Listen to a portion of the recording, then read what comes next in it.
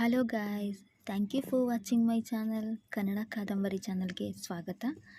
ದಯವಿಟ್ಟು ನನ್ನ ಚಾನಲ್ನ ಸಬ್ಸ್ಕ್ರೈಬ್ ಮಾಡ್ಕೊಳ್ಳಿ ಹಾಗೂ ಲೈಕ್ ಮಾಡಿ ಮತ್ತು ಕಮೆಂಟ್ ಮಾಡಿ.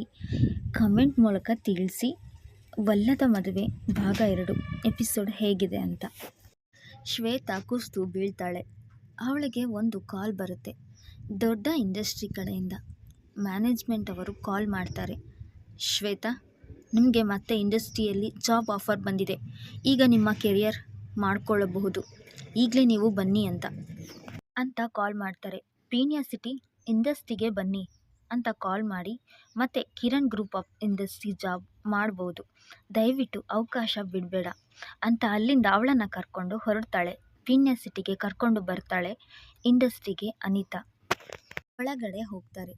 ಸರ್, ಓಕೆ, ಕರ್ಕೊಂಬಂದಿದ್ದೀನಿ ನೋಡಿ ಅಂತ ಹೇಳಿದಾಗ, ಬೇಗ ಹೋಗಿ ಮೇಕಪ್ ಆರ್ಟಿಸ್ಟ್ ಇದ್ದಾರೆ, ರೆಡಿಯಾಗಿ ಬನ್ನಿ ಶ್ವೇತಾ ಅಂತ ಹೇಳಿದಾಗ, ವೇದ ಅವರಿಗೆ ಏನೋ ಪ್ರಾಬ್ಲಮ್ ಆಗಿರೋದ್ರಿಂದ ಅವರಿಗೆ ಅಬೋಷನ್ ಆಗಿದೆ. ಹಾಗಾಗಿ ಅವರು ಹಾಸ್ಪಿಟಲಲ್ಲಿ ಅಡ್ಮಿಟ್ ಮಾಡಿದ್ದಾರೆ. ಅವ್ರ ಜೊತೆ ಅರುಣ್ ಕೂಡ ಅಲ್ಲೇ ಇದ್ದಾರೆ. ಹಾಗಾಗಿ ವೇದ ಅವರು ಇವತ್ತು ಇಲ್ಲಿ ಬರಲಿಕ್ಕೆ ಆಗದೇ ಇರೋ ಕಾರಣ ಆ ಅವಕಾಶ ನಿಮಗೆ ಸಿಗ್ತಾ ಇದೆ. ಅದನ್ನು ದಯವಿಟ್ಟು ಉಪಯೋಗಿಸ್ಕೊಳ್ಳಿ. ಅದರಿಂದಾಗಿ ನೀವು ಬಿಟ್ಕೊಟ್ಟಿರೋ ಎಲ್ಲ ಚಾನ್ಸು ನೀವು ಪಡ್ಕೋಬೋದು ಅಂತ ಅನಿತಾ ಹೇಳ್ತಾರೆ. ನೋಡಿದ್ದೆ, ನಿನ್ನನ್ನು ಅವರು ಮೋಸ ಮಾಡಿ ಅರುಣ್ ನಿನ್ನ ಕಿತ್ಕೊಂಡ. ನಿನ್ನ ಫ್ರೆಂಡ್ಸ್ ಆಗಿದ್ದ ವೇದ ಅಂದರೆ ಈಗ ಇಷ್ಟು ದೊಡ್ಡ ಘಟನೆ ನಡೆದಿದೆ. ಹಾಗಾಗಿ ಅವಳಿಗೆ ಮತ್ತೆ ಇಂಡಸ್ಟ್ರಿಯಲ್ಲಿ ಅವಕಾಶ ಸಿಗೋದೇ ಇಲ್ಲ, ಕಷ್ಟ ಇದೆ. ಈ ಚಾನ್ಸ್ನ ನೀನು ಉಪಯೋಗಿಸ್ಕೋ ಶ್ವೇತಾ, ಪ್ಲೀಸ್ ಅಂತ ಹೇಳಿ ಅಲ್ಲಿಂದ ಅವಳನ್ನು ಮೇಕಪ್ ರೂಮಿಗೆ ಕರ್ಕೊಂಡು ಹೋಗ್ತಾಳೆ ಅನಿತಾ. ಕಣ್ಣೀರನ್ನು ಒರೆಸ್ಕೊಳ್ತಾ, ಇನ್ನು ಮುಂದೆ ಶ್ವೇತಾ ಏನು ಅಂತ ಅರುಣ್ಗೆ ತೋರಿಸ್ತೀನಿ.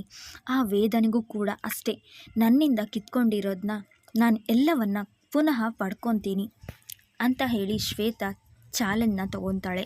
ಎಲ್ಲವನ್ನ ಪುನಃ ಪಡ್ಕೊತೀನಿ ಅಂತ ಮುಖಕ್ಕೆ ಮಾಸ್ಕ್ ಧರಿಸಿ ಫ್ಯಾಷನ್ ಶೋ ಅಲ್ಲಿ ಶ್ವೇತಾ ಹೋಗ್ತಾಳೆ.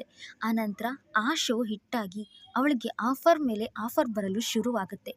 ಲಕ್ಷಾಂತರ, ಕೋಟ್ಯಾಂತರ ಡಾಲರ್ಸ್, ಮಿಲಿಯನ್ ತನಕ ದುಡ್ಡು ಸುರಿಯಲು ಇಂಡಸ್ಟ್ರಿ ಮುಂದೆ ಬರುತ್ತೆ. ಇದೆಲ್ಲ ಕೂತ್ಕೊಂಡು ಹಾಸ್ಪಿಟಲ್ನಲ್ಲೇ ವೇದ ಹಾಗೂ ಅರುಣ್ ನೋಡ್ತಾ ಇರ್ತಾರೆ. ಕೋಪದಿಂದ ವೇದ ಟಿವಿಗೆ ಒಂದು ಬಾಟಲ್ ತೆಗೆದು ಎಸಿತಾಳೆ.